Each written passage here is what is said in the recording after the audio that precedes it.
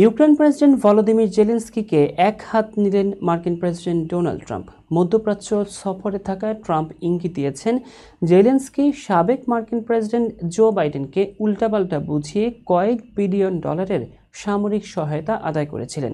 Trump বলেন, আমি মনে করি জেলেনস্কি সম্ভবত ইতিহাসের সবচেয়ে সেরা সেলসম্যান। তিনি আরও বলেন, তার প্রশাসন ইউক্রেনের সামরিক সহায়তা নিমিষে বন্ধ করেছিল। কাজটা ছোট বাচ্চার হাত থেকে ক্যান্ডি কেড়ে নেওয়ার মতো সহজ ছিল, বলেন ট্রাম্প। গত ২৮ ফেব্রুয়ারি হোয়াইট হাউসে Trump, vice president JD Vance ও জেলেনস্কির মধ্যে তুমুল বাকবিতণ্ডার পর ইউক্রেন মার্কিন সম্পর্কে টানাপোড়েন শুরু হয়। যদিও সাম্প্রতিক খনিজ চুক্তির মাধ্যমে কিছুটা উন্নতি হয়েছে দুই দেশের সম্পর্কে। এদিকে আজ বৃহস্পতিবার থেকে তুরস্কে শুরু হচ্ছে রাশিয়া ইউক্রেন শান্তি আলোচনা।